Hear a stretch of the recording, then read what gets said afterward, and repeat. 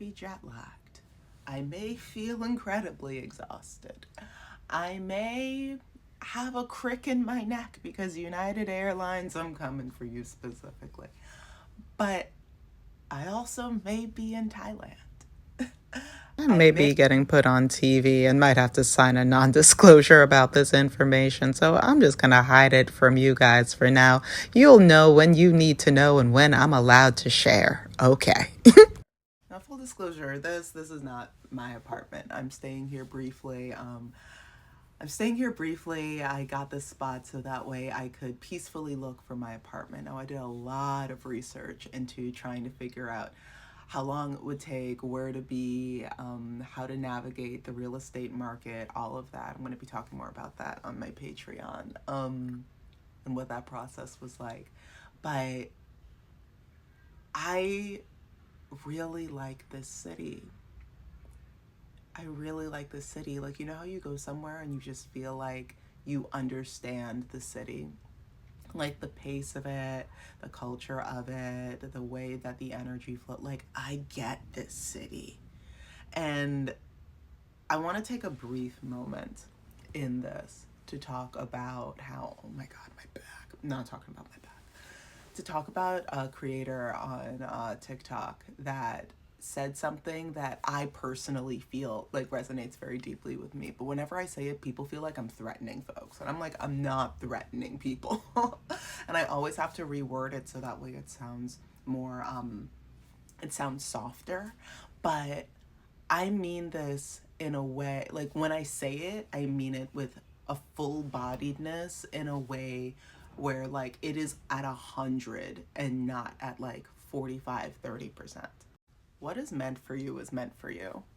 And I know that a lot of people talk about this in a way that is like, you know, like whatever's yours is always gonna come your way and it's always gonna be yum, yum, yum. And which like is true, which is true. The good things in your, there's nothing that you can do to stop the good things in your life from coming your way. What is meant for you will always be yours. There's nothing that you can do to veer away from it. There's nothing that you can do to stop the like the specific blessings that are meant for you are going to be yours no matter what.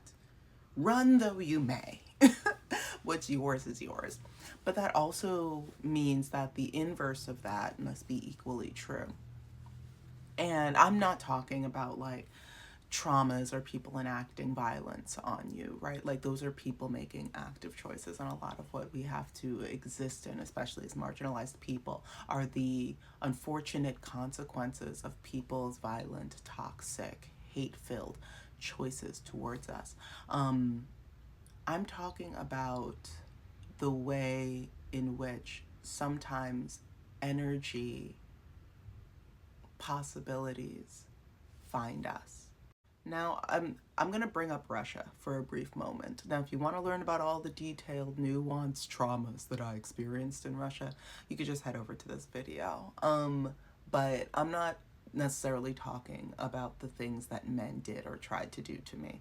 I'm talking about how even though I had a truly net terrible time in Russia, I was, the fact that I went to Russia and then I had this very intense ballet training while I was over there, and then had the opportunity to finally like go to Europe and have like a little Euro trip and experience a form of neurological regulation because I was living outside of the United States for a brief period of time, but it was just enough to get my eyes open, like wide open. Like I would blink in my eyelids, you know?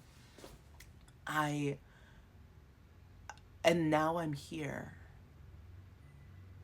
And now I'm here. Like, I think that there was a part, I think that me being able to find here somehow was always in the cards. And I don't know how else to put it, but like me going to Russia and experiencing how bad it gets and then immediately experiencing how good it can get was the beginning of a domino fall that I can't even just say would lead me here, because I feel like this is just the beginning of something. I don't know how else to put it, but I feel like I'm in the beginning of something. like in the process of me moving here, I've met wonderful people, some of whom I will be spending a lot of time with here in Asia. Very excited for that. There's also been a TV producer that's reached out to me. um, I don't know how much about that I can share. I haven't signed an NDA yet, but you might be seeing me on a screen near you. Um, there's a really amazing job opportunity that I will be able to explore more when at the end of July. Like there's a lot that I feel like is budding. And I think what I really want to focus on in this particular video, okay, now give me a second. I'm cooking. Okay, so tell me if this makes sense to y'all, but this is just the way that I've been able to process not just the events of my life's good and bad, but also allowed me the space to be able to explore further and be creative after the stuff that I've lived through, right? So we experience things, and I don't like to categorize them at this point in my life. I don't necessarily like to categorize them as I experience good things and bad things. I like to explain it as I have experienced things that I've experienced positive things, like things that net positive, and things that can net negative or more troublesome, right? Why do I like to word it like that?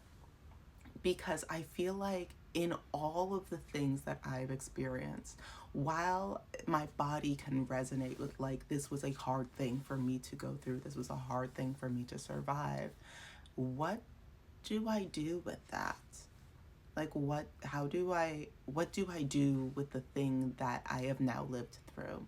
Is it just going to be a weight around my neck, dragging me deeper into the ocean? Or is there a way that I can build a rose out of that I can grow a rose out of the concrete? Is there a way that I can help somebody, uplift somebody? Now, I am not saying, as somebody that has also been through some wild trauma, I am not saying that everything happens for a reason. I am not saying that the reason that you or I have survived something is because we now have to lift somebody up. No, we just happen to survive something. And because we happen to survive something, what do we do with that? What do we do with that? And I think that my asking of this question of, okay, I have survived this. Yes, it is very up here and not necessarily in here. I think my work here in Thailand is going to be more like resonating with like feelings and stuff. But my consistent asking of the question of, okay, I have survived this. What do I do with this? How do I take a step forward? Has allowed me the space to look at the nuances of the things that I have survived and find little things in there that I can use, that can create connection with somebody, that can make me stop disassociating and maybe like get closer to feet on the ground. Things that I can move forward and can allow me to be creative in ways that, with my own life, that I did not think were possible. And when things are created massive evil, or a massive net negative, there's always an equal and opposite. So where the capability for great sadness is, the capability for great joy is. And I think I'm finally experiencing what that capability of, I know I just got here, but I think that I'm finally experiencing the beginnings of what the possibility of that great joy is. Listen, this could come back to bite me in the ass. I get it. But I don't know. Stay tuned for the journey, guys.